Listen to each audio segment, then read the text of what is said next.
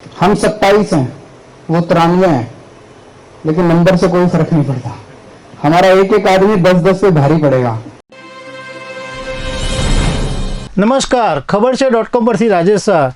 દર્શક મિત્રો, સુરત મહાનગરપાલિકાની ચૂંટણીમાં આ વખતે પહેલીવાર આમ આદમી પાર્ટીએ 27 બેઠકો મેળવી, એટલે આપના સંયોજક અને દિલ્હીના મુખ્યમંત્રી અરવિંદ કેજરીવાલ આજે સુરત આવ્યા છે કાર્યકરોનો ઉત્સાહ વધારવા અને લોકોનો આભાર માનવા। એમણે આજે કાર્યકરો સાથે સંવાદ પણ કર્યો અને મોટિવેશનલ સ્પીચ પણ આપી અને ઘણા બધા મુદ્દાઓ પર એમણે ચર્ચા કરી।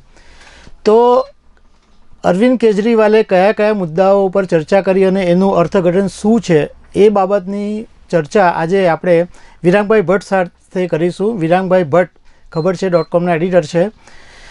વિરાંગભાઈ, આજે અરવિંદ કેજરીવાલે સુરત આવીને કાર્યકરોની સાથે સંબોધન કર્યું અને મોટિવેશનલ સ્પીચ આપી અને ઘણા બધા મુદ્દાઓ પર ચર્ચા કરી। તો એ મુદ્દાઓ શું છે અને એનું તારણ તમારી દૃષ્ટિએ શું છે? રાજભાઈ, એક વસ્તુ બહુ ઇન્ટરેસ્ટિંગ છે કે અરવિંદ કેજરીવાલ જ્યાં એમને એવું લાગે છે કદાચ કે આ દિલ્હીમાં જે જીત્યા હતા ને લોકો પહેલી વાર, એટલે તમે જુઓ તો દિલ્હી મોટું સિટી છે, આમ રાજ્ય છે પણ મોટું સિટી છે, અને ત્યાં એ લોકોના વિધાનસભ્યો જીત્યા હતા। એ જ રીતે એમને સુરતમાં જે જીત્યા છે 27, ત્યાં લોકો કઈ 28 જીતેલા હતા પહેલી વાર, બરાબર ને હમણાં એ લોકો 28, આપણે અહીંયા 27 જીત્યા છે। ત્યાં હવે એમને લાગે છે કે આ તો દિલ્હી જેવું થઈ ગયું એમ, બરાબર। અને તમે જુઓ કે રિઝલ્ટના કેટલા એકદમ ઝડપથી એ સિટીમાં આવી ગયા અને એમણે એ પ્રચાર કરવા માટે નહીં આવ્યા હતા, બરાબર, પણ જીત જોઈને એટલે કદાચ એમને બી શોક લાગ્યો છે। આવું એમણે એક્સપેક્ટ નથી કર્યું કે ભાઈ આટલું આવું થઈ જશે એમ। એટલે જે એમની જે બોલતા હતા એ બોલવામાં જે ખુશી દેખાતી હતી એ દેખાતી હતી કે ભાઈ દિલ્હી 2 છે આ, બરાબર બરાબર। તો એ એમણે તમે બી સાંભળ્યું છે, તમે એમનો શું કહેતા હતા એ લોકો, તમારા હિસાબે શું કહ્યું એમણે? એમણે મૂળ વાત તો જે ગુજરાત વિધાનસભાની ચૂંટણી છે એ સર કરવા માટે કાર્યકરોને તૈયાર રહેવા માટેની વાત કરી, અને બીજી એમણે એ પણ એવો એક ભય વ્યક્ત કર્યો કે ભાજપના જે શાસકો છે એ આપ પાર્ટીના જે જીતેલા છે એ સભ્યોને તોડવાની કોશિશ કરશે। એમણે ખાસ તો એ શિખામણ આપી કે તમારે હવે ઘમંડ લાવવાની જરૂર નથી। જો તમે તમારા મગજમાં ઘમંડ ઘૂસી જશે, જે એક હ્યુમન બિઈંગ છે કે ભાઈ કોઈ માણસ જીતે તો થોડો ઘમંડ આવી જાય, પણ એ તમારામાં લાવતા નહીં। જો તમે ઘમંડ લાવશો તો તમે પૂરા થઈ જશો। તમે કોઈ પણ જ્ઞાતિનો હોય, કોઈ પણ ધર્મનો હોય કે કોઈ પણ વ્યક્તિ હોય, એની સાથે સારી રીતના વાત કરજો, એનું અપમાન નહીં કરતા। જો તમે એનું કામ નહીં કરશો તો એ એક વખત માફ કરી લેશે, પણ જો તમે એનું અપમાન કર્યું તો એ તમને માફ નહીં કરતે। અને પ્રજા મહાન છે, એમણે એ વાત બી કરી કે તમે ભાજપના ગઢમાં જીત્યા છો તો એ તમારા માટે મહત્ત્વનું છે। અને બીજું કે ભલે ભાજપ પાસે 93 સભ્યો છે, પણ આપનો એક સભ્ય 10 સભ્ય બરાબર છે ભાજપની સામે, એટલે 27 સભ્યો એ ભાજપની સામે લડી શકે એમ છે। અને તમારે જ્યારે પણ પાલિકાની સામાન્ય સભા હોય કે ત્યારે જે બી ખોટું કામ હોય એ તમારે એમની સામે લડવાનું છે, ખોટું કામ થવા દેવાનું નથી, અને ભ્રષ્ટાચારની સામે પણ લડત કરવાની છે। એ બધી ઘણી બધી બાબતોની વાત એમણે કરી। સાચી વાત છે। એટલે મેં પણ હમણાં સ્પીચ સાંભળી, મને બે શબ્દો ખાસ કરીને મને એટ્રેક્ટ કર્યા। એક ભરોસો અને એક ઘમંડ, બરાબર। ભરોસામાં એમણે કોંગ્રેસને એક્સપ્લેન કરી છે કે ભાઈ કોંગ્રેસ વિપક્ષ તરીકે કોંગ્રેસ પર ભરોસો ઉઠી ખતમ થઈ ગયેલો પ્રજાને, એટલે એ લોકો હારી ગયા, બરાબર। એટલે તમારે પાછો ભરોસો લાવવાનો છે, કારણ કે ટાર્ગેટ છે ડિસેમ્બર 2022ની વિધાનસભાની ચૂંટણી, બરાબર। તો એ એક ભરોસો કોંગ્રેસ પરથી ઉઠી ગયો છે, એટલે કોંગ્રેસના જે વોટ છે એ તમારે કોંગ્રેસના વિકલ્પ તરીકે તમારે ઊભું થવાનું છે। એક એ વસ્તુ કીધી। અને બીજો શબ્દ કયો? ઘમંડ। ઘમંડનો ટાર્ગેટ એમનો બીજેપી છે મારા હિસાબે, કે જેને બી સત્તા આવી જાય, એમણે કહ્યું બી ખરું કે તમારી પાસે સત્તા આવી જાય એટલે તમે સ્વાભાવિક રીતે તમારામાં ઘમંડ આવી જાય છે, એમ એટલે જો બીજેપી પર ટાર્ગેટ છે એમનો કે ભાઈ ઘમંડ છે એમનામાં, એટલે તમે એમના જેમ ઘમંડ કરતા નહીં. એ બે વસ્તુ કીધી. એક વાત એવી પણ વિરાંગભાઈ મહત્વની લાગે છે કે કદાચ કેજરીવાલને હજુ પણ એવો ડર લાગી રહ્યો છે, કારણ કે એમની સ્પીચમાં અને એના જે નેતાઓ છે એમની સ્પીચમાં પણ એ વાત વારંવાર જોવા મળી કે ભાજપના લોકો તમને ફોન કરશે અને તમને તોડી નાખશે. તો એવો ડર હજુ એ લોકોના મનમાં છે, કારણ કે ભાજપ એવો પક્ષ છે એ સામ દામ દંડ ભેદ બધી એ રીતનું કામ કરી શકે એમ છે. તો એ વાત કદાચ એમાં દેખાય છે. એ બાબતમાં શું કહેવું છે? એ તો તમે જોયું જ છે. તમે ગુજરાતમાં બી કેટલા બધા કોંગ્રેસના લોકો ભાજપમાં બેઠેલા છે, મિનિસ્ટર બી બન્યા છે. હમણાં બંગાળની ચૂંટણી જોવો તો ત્યાં બી આવી રહ્યા છે. એ નેચરલ છે. એટલે પોલિટિક્સની અંદર જે પાર્ટી શક્તિશાળી હોય એની સાથે લોકો આવી જ જાય છે એમ. હવે નેચરલ છે કે હવે એમને કંઈ આ જે કોર્પોરેટરો બન્યા છે, હવે થ્રેટ તો છે જ મોટી, કારણ કે હમણાં સુધી એવું કહેવાતું હતું ગુજરાતની અંદર કે ત્રીજો વિકલ્પ ગુજરાતમાં ચાલતો નથી. બરાબર? કેજરીવાલ કહે છે કે આ ત્રીજો વિકલ્પ અમે છીએ. બરાબર? અને હવે એ પ્રૂવ કરવું પડશે એમણે. આ 27 સીટ તો આવી છે, તમને ખબર છે કે એ પાટીદાર અનામત આંદોલન સમિતિના સમર્થનથી આવી છે, પણ હવે જીતી ગયા છીએ અને હવે ફેલાવવાનું છે.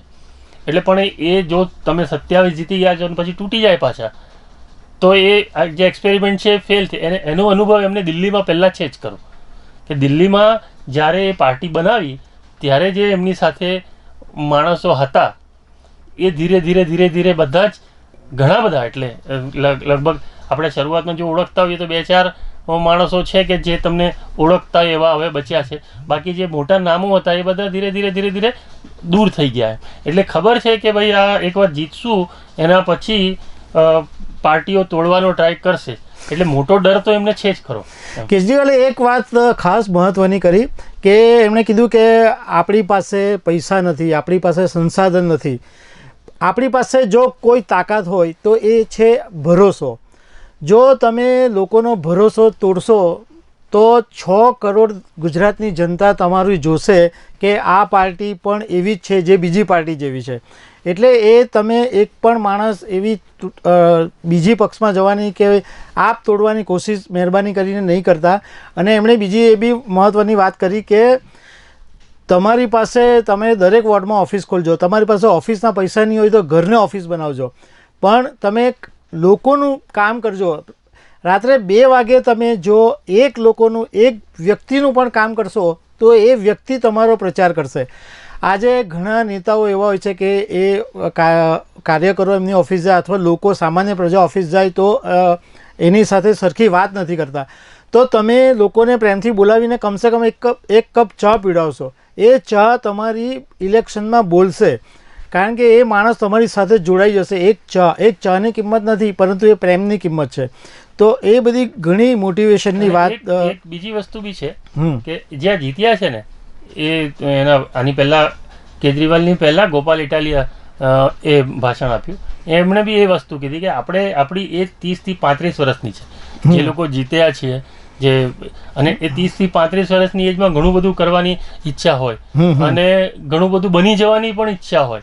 અને જો તમને કોઈ બનાવી દે કે તમને આ બનાવી દઈશું, આ આપી દઈશું એમ, તો એ માણસ જવાની પોસિબિલિટી હોય. એટલે કેજરીવાલને ડર તો છે કે ભાઈ અમારા 27માંથી કોઈ અમુક લોકો તૂટીને જતા રહેશે, તો એને રોકવા માટે એમણે આખી તૈયારી કરી છે. પણ હવે તો એ શીખી ગયા છે, ઘણો સમયથી કામ ત્યાં દિલ્હીમાં થયું છે, એટલે હવે એ થોડું અઘરું રહે.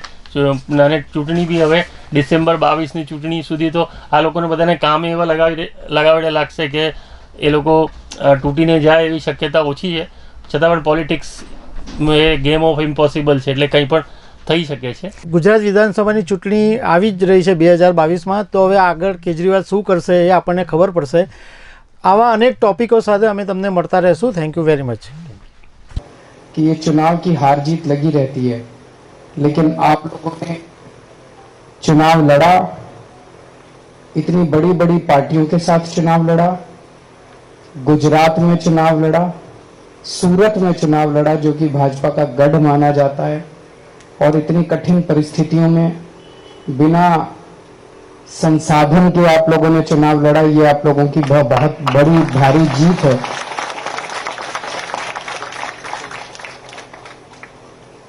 अच्छी शुरुआत एक बहुत बड़ी चीज होती है और सारी लड़ाइयां एक ही दिन में नहीं जीती जा सकती।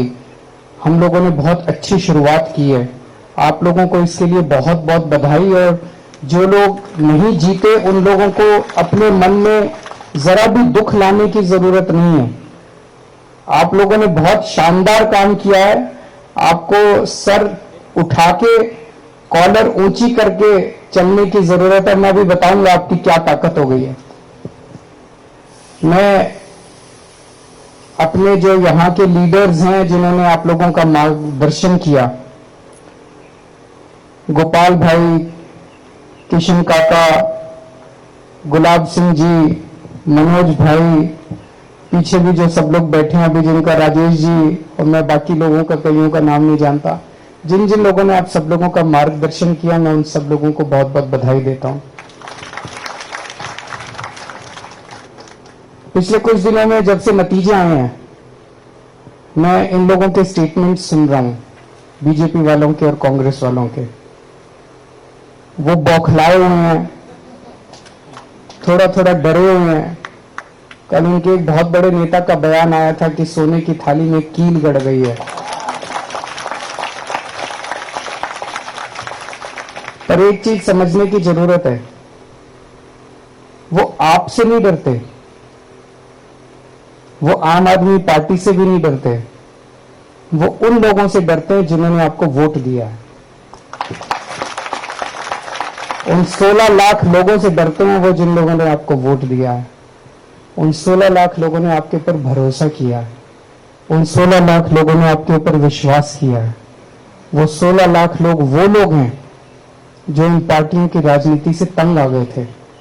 अभी तक विकल्प नहीं था। ऐसा क्यों है कि 25 साल से बीजेपी यहां पे शासन कर रही है? ऐसा तो नहीं है कि बीजेपी का शासन कोई बहुत शानदार शासन है। बहुत सारी समस्याएं हैं पूरे देश भर में, अलग अलग राज्यों के अंदर। कभी कोई पार्टी आती है, कभी कोई पार्टी आती है, यहां पे एक ही पार्टी शासन कर रही है। क्यों? क्योंकि उसने दूसरी पार्टी को अपनी जेब में रखा हुआ है, इसलिए वो एक पार्टी शासन कर रही है। वो जो मर्जी कर रही है, उनको कहने वाला कोई नहीं मिला। आज जब पहली बार उनको सर आंखों में आंखें दिखाने वाला कोई मिला, आप लोग मिले, तो जनता ने आपको सर आंखों पे उठा लिया। तो गोपाल भाई ने जैसा कहा, ये बहुत जरूरी है।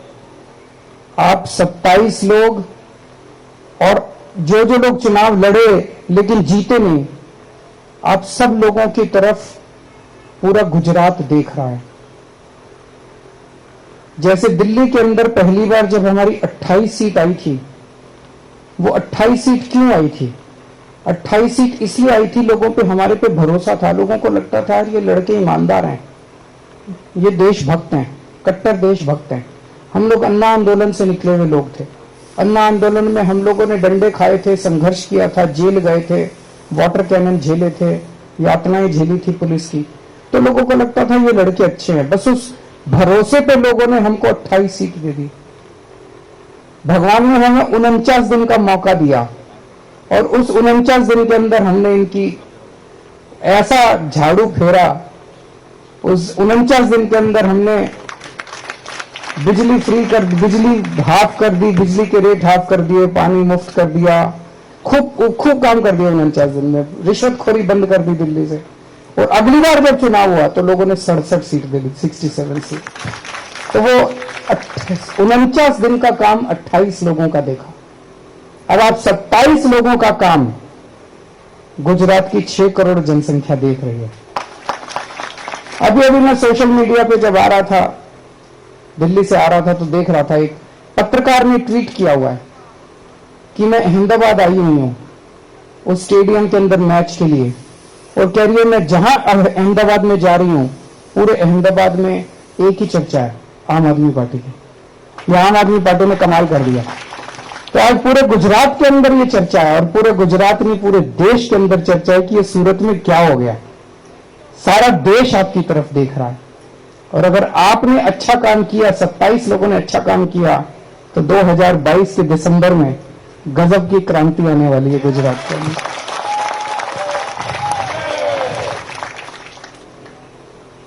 आपको अच्छा काम करना है। अब जो मैंने सुना है, अभी आप 27 में से किसी के पास फोन आया बीजेपी वालों का? अभी नहीं आया, आएगा। वो प्लानिंग कर रहे हैं। उनका एक ही मकसद है, हमारा क्या, हमारी दौलत क्या है हमारे पास? हमारे पास तो पैसा नहीं है, हमारे पास तो संसाधन नहीं है, हमारे पास क्या है? जो हमारे पास जनता का भरोसा है। जनता यकीन करती है हमारे ऊपर। हम कुछ बोलते हैं तो उनको लगता है हाँ ये लोग सच बोलते हैं। अगर हमारी पार्टी से एक भी आदमी टूट के उधर चला गया तो बीजेपी वाले कहेंगे देखो ये भी वैसे ही है। तो वो ये साबित करना चाहते हैं कि ये भी वैसे ही है।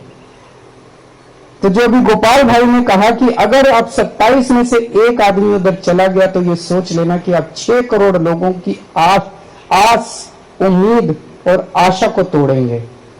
आप अकेले वो नहीं होने वाले, आप पूरी उम्मीद को आप तोड़ देंगे। अगर आप में से एक भी आदमी टूट गया तो टूटना नहीं है। हो सकता है वो कुछ डराने धमकाने की कोशिश करें, हो सकता है वो कुछ लालच देने की कोशिश करें, कुछ भी हो। पहला फोन आए अगर तो सीधे आके गोपाल भाई को बताना कि फोन आया था। फिर उनका क्या करना है ये हम बताएंगे कि क्या करना है।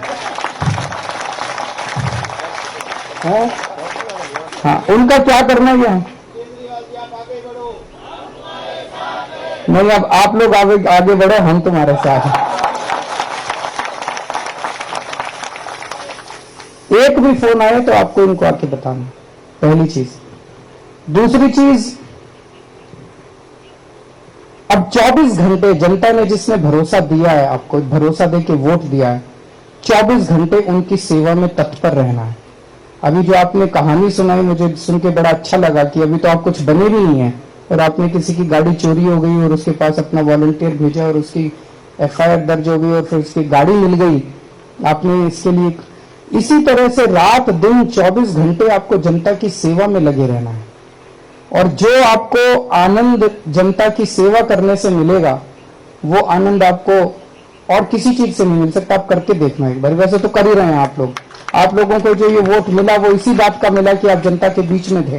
लेकिन कई बार क्या होता है, जीतने के बाद मन में थोड़ा सा घमंड आ जाता है, आदमी का थोड़ा सा बॉडी लैंग्वेज भी बदल जाता है, आदमी का दूसरों से डील करने का तरीका बदल जाता है।